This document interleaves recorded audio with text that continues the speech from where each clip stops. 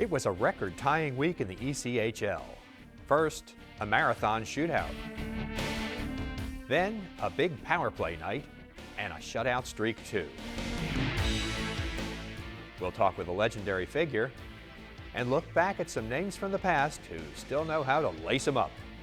It's time again for ECHL Week.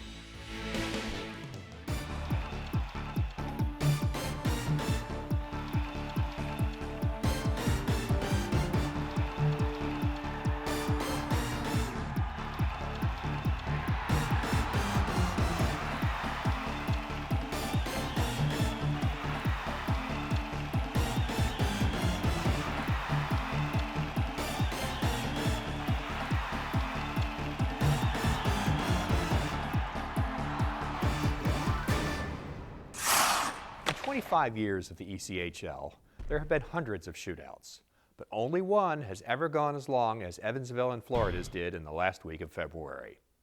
Let's get it started by listening to Alex Reed on the Everblades radio network. Here comes Waugh, left-handed shot, breaking in, dangling, taking the shot, and a sprawling save by Dayton. Boy, he was forced to be stretched wide there, but he was able to keep it out. And it's Waugh unable to put it in. Here comes Kevin Baker, the former Everblade. He'll pick up the puck, a right-handed shot at the hash, cruising in, backhand, and just ran out of real estate there as the Everblades goaltender Pat Nagel was able to kind of cut off the angle. Goaltenders Paul Dainton of the Icemen and Pat Nagel of the Everblades were on tops of their games as the skaters who took shootout attempts missed lots more than they made. Nagel stopped 18 of 21 shots, but it wasn't good enough for a victory as Dainton, who's now with his third ECHL club, stopped 19 of 21. If you're adding those numbers, you know that 42 total shots translates to 21 rounds of shootout. And that ties this game for the longest in league history. The first game to go 21 rounds in a shootout was a Birmingham victory at home against Hampton Roads in October of 1992. For you trivia buffs, Brett Barnett, who played 86 games over 3 seasons in the league, had the game-winning goal in that one. Uwe Morissette, right-handed shot. In this game, no one had more than one shootout goal, and many skaters missed a pair of chances. In the end, Evansville's Andre Bouvet Morissette, a first-year pro in just his second game with the Icemen, got the game winner and put this game in the record books. We go from one record-tying event to another. This one featured just one player. Trenton Titans forward Steven Schultz, in his second game back after missing 3 weeks with an injury, had a natural hat trick +1 in a victory for his team over Eastern Conference leading Reading. You'll note all these goals came on the power play. The first one, 3.5 minutes into the game, put the Titans on top. 11 minutes later, Schultz connected again. And then in the second period, 2 more power play goals, separated by 76 seconds, gave Trenton a 4-0 lead. Kelly Zajac assisted on 3 of those goals by the Westbury, New York native, who's in his second pro season. Those 4 power play goals also tie a league record shared by 4 others and most recently accomplished just over 4 years ago. The former Colorado College winger also had a hat trick in the last game before he left the lineup. Then he scored another in the game after his 4-goal effort. So that means he's got 8 goals in his last 4 games. It might be just what the Titans need as they make a late season push for the Kelly Cup playoffs. Schultz is the first Titan to score 4 goals in a game since Dan Charleston did it over 2 years ago. Here's Titans announcer Daryl Dobas with a call of Schultz's 4th goal on 107.7 The Bronc. Hatchet outside the left circle of Schultz. Touch pass to Kessel, right point. Kessel, a blast through a double screen. Anderson never saw it. Hatchick hustles to get it to Zajac, right circle. 1:30 left to go on the power play. Schultz across. Schultz, are you kidding me? Spectacular, sensational, stupendous Stevens. I think we may have to call that a Schultz. South Carolina goaltender Ryan Zapolsky has tied an ECHL record with 3 shutouts in a row as the Stingrays make a serious push toward the top of the South Division. In league history, only 5 other goalies have recorded 3 straight shutouts. The most recent was Gwinnett's Jeff Chakaitis, who's Zapolsky's teammate this season. Zapolsky, who went to school at Mercyhurst College in his hometown of Erie, Pennsylvania, has 4 shutouts in the last 6 games and 7 for the season. The league record for shutouts in a season is 8, set by J.P. Lamoureux of Alaska in 2008-9. I asked Zapolsky, who's with his 5th ECHL club, if this season has seemed almost dreamlike, considering he's leading the league in save percentage, goals against average, and shutouts by a fairly wide margin.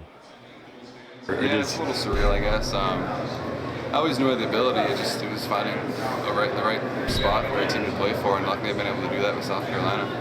I talked to Spencer a little earlier this year and asked him to tell me about the people who had, made a real difference on the team, and your name was first. How does that make you feel when your coach thinks that you're the man, at least at this point in the season? That's awesome. I mean, Coach Carberry's done a lot for me. I really appreciate everything he's done with just giving me an opportunity in this league to be on a real stable team and not bounce around. So it's special for a coach to say something like that about you. How about the rest of the season? Well, we're fighting for a playoff spot right now. I think we're tied for 8th. We played a couple more games than other teams, so it's going to be a grind. Our division's tough every night. It's tough to win. And I think we play everybody in our division. The rest of the year we have like 2 out of division games, so it's going to be a grind for sure. But hopefully, sneak into the playoffs and do something in the playoffs. Up next, our featured game from the West and a look at an old, new team. That's straight ahead on ECHL Week.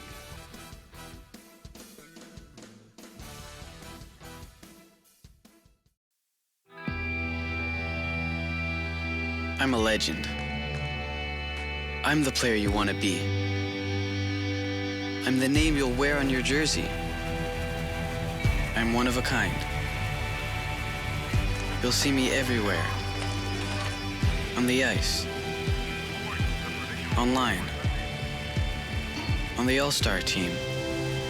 Take a good look. I'm the future.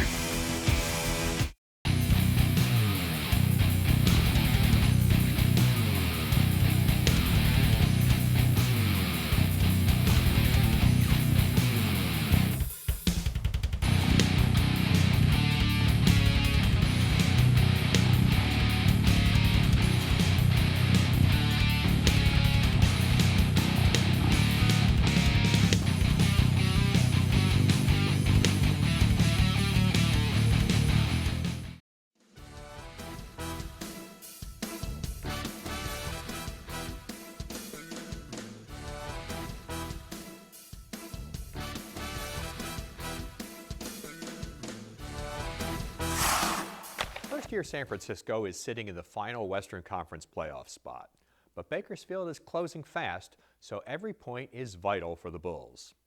Let's take a look at one of their recent games, this one in Idaho against the Steelheads. Here's Will Henneke with a call on KTIK, The Ticket. Try and spin out front, gets dumped from behind, and we've got a fight already. It's Dylan King and Mike Towns going at it along the left-hand wall. They spin free from one another. Towns getting his helmet off and getting set up, and here we go. Right hand over the top by Towns, kind of swinger at the moment. King comes up and under, swing and a miss. Towns up and under, good shot there. Down goes King, and that one is in the books. Pretty good right hand from Mike Towns coming up and under.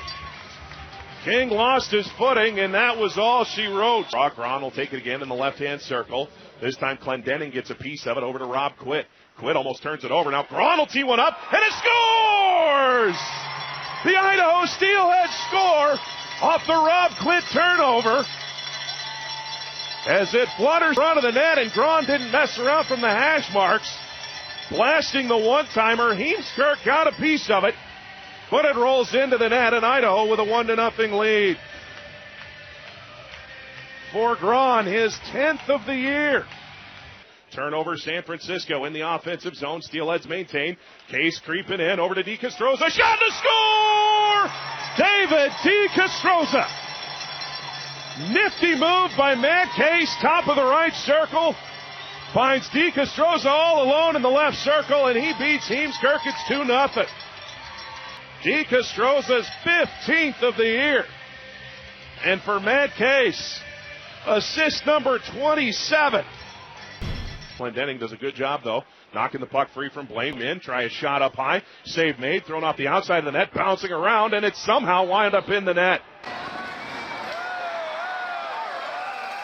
Right point, it's Matt floating towards the middle, over to Jace Coyle, left-hand circle, a shot and a score! Did it get deflected in front by DeCastroza? It may have. And the Steelheads are unable to keep it in. Here comes Sivak back the other way. Sivak in the offensive zone. Will leave it for Dean Willett. Coming in, feathers it out front. Bouncing puck, a shot and a score. Sivak picks up the loose puck in the slot and knocks it home. A scramble situation, and Sivak nets his 25th of the season. As it just rolled right by DeCastroza. Inside 30 seconds to go in the two-man advantage. San Francisco in the zone, patiently working things. Left-hand side, it's Quit to Christian Willett between the circles to Quit. Creeping backhand, he scores. That's what happens when you hand a team a two-man advantage. We are tied at 3 as the Steelheads almost killed it. And the 2 calls from Brett Shiva to put the Steelheads 2 men down comes back to bite them. We're square at 3. Here comes Willett into the offensive zone. Working around Trentowski. Will try and wrap it around. Goes out to the left point to Langdon. Near side, it's Quit. Takes a shot and he scores. Quit has scored twice here in the third, and the Bulls have the lead. Puck is down. Taves back to Braun. Up to Case. Case has it jabbed around him. Bellin chasing down the left-hand wing will take a shot and he scores. Right through the legs of Josh Robinson. That's going to be one he wants back, but he won't get it back.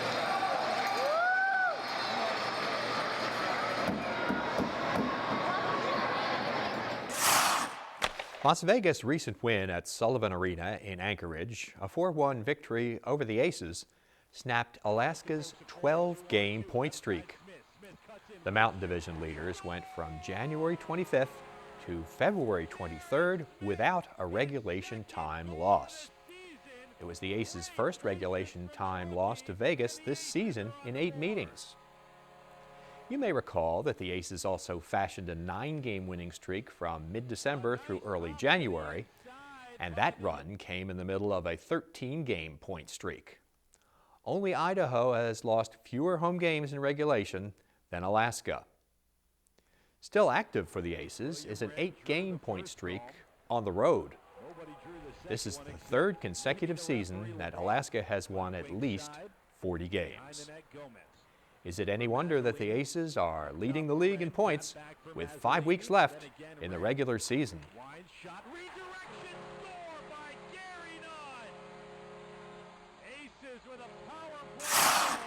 Time for another one of our team profiles, designed for those of you new to the program or the ECHL.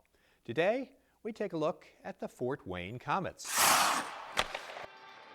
One of the oldest continuously operating clubs in all of minor league hockey, the Komets first took to the ice as a member of the International Hockey League in 1953. In the summer of 1990, Fort Wayne was actually without a team. For a few days, a previous ownership group moved the club. But a couple of days later, the Franke family, the current owners, purchased the franchise in Flint, Michigan, and moved it to Fort Wayne, keeping the name Komets. After playing in the IHL for 9 more years, the Komets moved to the United Hockey League prior to the 1999-2000 season, where they played 8 seasons. Prior to the start of the 2007-8 campaign, the UHL changed its name to the International Hockey League. What comes around goes around. The Komets won 3 straight IHL Turner Cup championships from 2008 to 2010. In 2010, the Komets, along with several other IHL teams, joined the Central Hockey League. And now, the Komets have brought their long hockey tradition to the ECHL. Fort Wayne is in the thick of the Eastern Conference playoff chase, and it leads the league in average attendance. By the way, for those of you keeping track, prior to this season, the Komets won 12 regular season titles, 12 division championships, and 9 league crowns. And what about Komets being spelled with a K? Ernie Berg, the man primarily responsible for founding the franchise and the team's first general manager, did it. He wanted a name that suggested speed, flash, and excitement. And he spelled it with a K instead of a C after his wife. Her name was Catherine, but everyone called her Kay. Still to come, a chat with a celebrated hockey figure who's now part of the ECHL family. And for an afternoon in Toledo, they turned back the clock. There's plenty more to come on ECHL Week.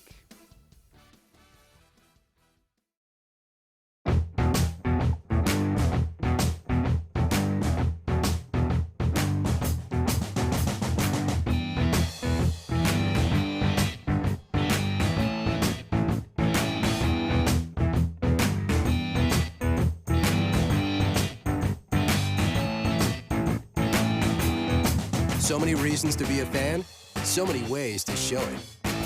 Customize your own at shop.nhl.com. Green, green, green. It's your home, it's your dream. Radon testing, keep it healthy and clean. Make it green, green, green. Making it green starts from the ground up. So make sure the air in your home is healthy for your family to breathe.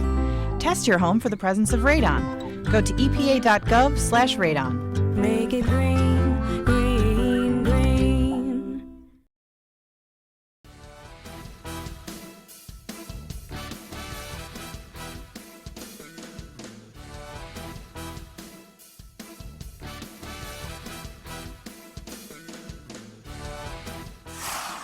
It's difficult to briefly describe the career of legendary broadcaster Bob Chase. He was born, raised, and started his radio career in Michigan, but he moved to Fort Wayne, Indiana in the early 1950s, and the rest of his story is broadcasting history. In 1953, the same year the Komets franchise started playing hockey games, he was there to call those games on radio station WOWO. Whoa for the old-timers. It's hard to believe he's been calling them ever since. That's right. He's in his 60th year handling play-by-play of Komets games. Earlier this season, we caught up with him outside the Komets locker room. We had a chat, talked about the team, hockey, and his career, including one of his highlights last year when he was recognized by the NHL and USA Hockey with the Lester Patrick Trophy for contributions to hockey in the United States. I think probably it was a learning curve for the Frankies when they bought the hockey club. Al was in at the right time. There was a real good collection of players early on when Al came, and we won a couple of championships. Well, then when we changed leagues, we were very good where we were, and the first 2 times we changed leagues, we miscalculated, and the first thing you know, we're getting our fanny slapped pretty good to start of the year, and everybody's going, whoa, what's this? Now they have learned, and there's been a lot of scouting. This league was scouted a lot by David and other people before we got here, realizing we would be here. And I think we were much more ready to compete. You're in a pretty good spot in the division right now. You're kind of in the middle of the pack, but it's a tough division, and Toledo and Cincinnati are both good clubs. Talk about just your impressions of the season for the Komets so far. Really, no surprises. We were, as I say, we were ready. Although I think some of the players who'd been with us in the past didn't realize this ECHL is a place you can't stand around. You've got to play 60 minutes. You play 45 minutes, the other 15 is going to cost you. You play 50 minutes, 10 is going to cost you. You've got to be on it all the time. You got to be moving, moving, moving. Now the new players that are coming in, many of them, of course, with pro contracts, minor pro contracts, are aware of that. Or some of the older guys in their early 30s and stuff, they're done moving all the time, and it's been a little tough for them, but they've acclimated well. Let's talk a little bit about you. Think about, or if you can recall, when you got the notification that you were going to win, or that you were being given the Patrick Award. What was the first thing that went through your mind at that point? Do you recall? Well, it was a very strange situation. We'd been in Alabama visiting one of our boys. We were on I-65 just into Tennessee coming home. Cell phone rang, the wife answered it and said, "Bob, it's for you," and handed me the phone. Well, I'm driving a 38-foot fifth wheel with a big 350 dually in the middle of a multitude of semis running 75 miles an hour. And this voice says, "Oh my gosh, am I ever happy to finally find you?" And I said, "Well, who is this?" And the voice said, "Bob, this is Gary Bettman." And I'm going, "Yeah, sure." I mean, you know, we have a lot of friends who are funny. But the more I spoke, I knew it was him right away. And he said, "Well, I want to be the first to congratulate you." I knew I had been nominated for the Hall of Fame. I thought, wow, I'm finally going to get into the Hall of Fame, and I'm waiting for him to say that, maybe. And he said, as he said again, "I want to be the first to congratulate you. You have won the Lester Patrick Award." Well, that just completely wiped me out. And I was speechless, and there were tears coming down my cheek. And I said, "Mr. Bettman, can you give me just a couple minutes? I've got to compose myself a little." And I looked at my wife, and I'm going, wow, and I'm crying. And she says, "What's wrong?" "Hello, Mr." And we talked some more. About 20 minutes. I had a real nice conversation, and had looked forward to him making the presentation in Dallas until the labor stuff took it all away. But I mean, it was a moment that I still, even after being there and even after accepting the award, I even look at the DVD again to be sure that was kind of really me, you know. I had never, in my wildest dreams, I could never. And then to go into the induction with Dick Patrick, what a special thing that was with, you know, that was his grandpa that was the guy that got it all started. It's a hallowed moment in my sports career. Other Patrick Trophy winners include Chase's protege, Mike Emmerich, along with dozens of legendary figures, including Scotty Bowman, Mario Lemieux, Wayne Gretzky, Bobby Orr, Bobby Hull, Gordie Howe, all Hall of Famers, a place where Bob Chase should rightly be too. If you want to listen to Bob call some Komets action, just check the schedule for when they're playing and listen on Komets.com. We'll feature more of our conversation with Bob Chase on a future ECHL Week program. You may recall that on our last show we talked about former Evansville Iceman Wade McLeod, who while playing for Springfield of the American Hockey League suffered a seizure after being checked during a recent game. After McLeod was hospitalized briefly, his family released this statement. A CT scan performed on Wade resulted in the discovery of a benign mass. He will be undergoing further examination to determine the appropriate treatment. Our thoughts are with McLeod and his family, and we hope his treatment is a successful one. Coming up, our featured Eastern game. And some older skaters play like kids, at least for one afternoon. ECHL Week continues.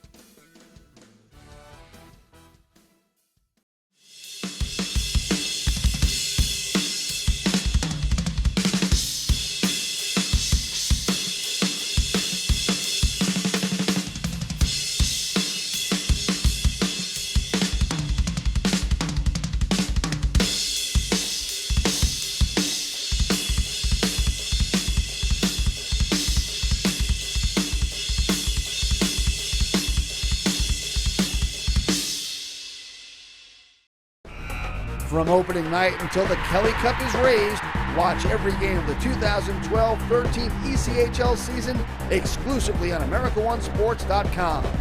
Catch the action live or on demand. Games available on your PC, Mac, or mobile device. The biggest goals, hardest hits, and spectacular saves all season long can be found only at AmericaOneSports.com, the official broadband broadcaster to the ECHL.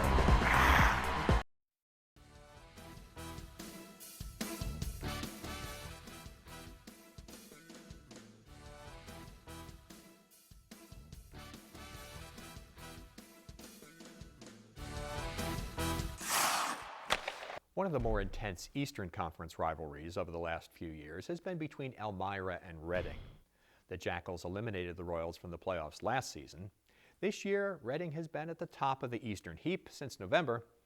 Here's their 13th battle of 2012-13.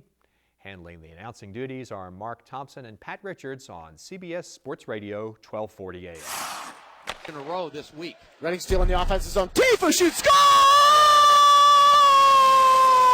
Work the right corner, pops free onto the stick of TJ Siner, who's 2-on-1 with O'Connor shorthanded. Siner left wing side offensive end, over to O'Connor, shoots, scores! What a beautifully executed 2-on-1.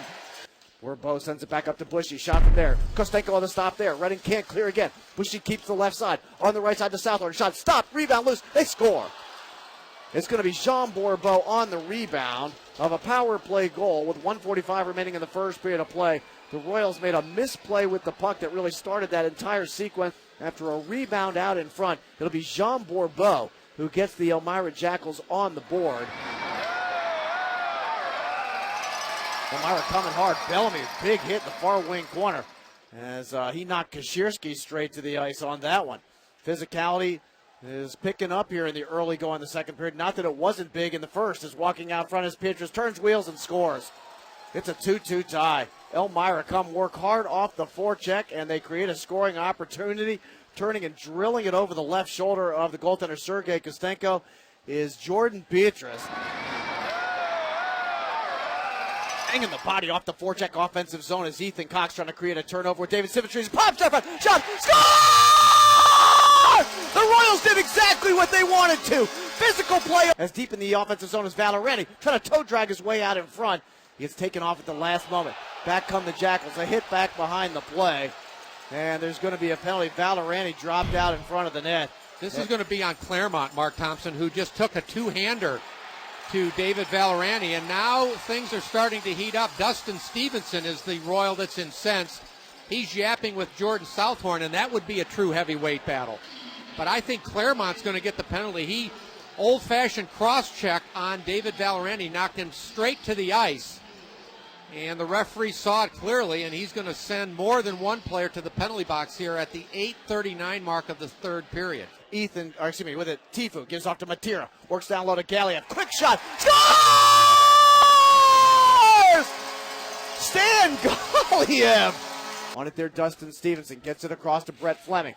Takes a hit to make a play. Reading trying to get it out. Stolen by Harvey. Walking down the middle is Bellamy. Shot by Bellamy. This Harvey shoots and scores. Kevin Harvey draws the Elmira Jackals within one. Harvey gained possession deep on the left side in the circle. Kept alive by the Jackals in the offensive zone. They cycle down low. Puck comes up near wing wall. After it, Tifu. 13 seconds remaining in regulation time. Reading trying to get the puck out. Kept alive again by Bellamy. 9 seconds remaining. Puck sent out in front. Oh, it came cross crease. The puck was wide open. The Royals get it out. Time ticking down. And Reading is going to win. The power of pink comes through again for the Reading Royals.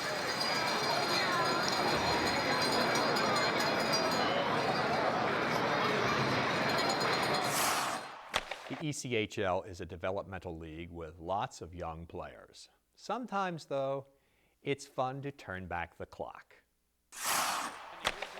Members of past Toledo hockey teams, the Blades, Gold Diggers, and Storm, defeated a team of former Fort Wayne Komets 8-7 in a shootout, during which just about everyone, except maybe the goalies, had fun.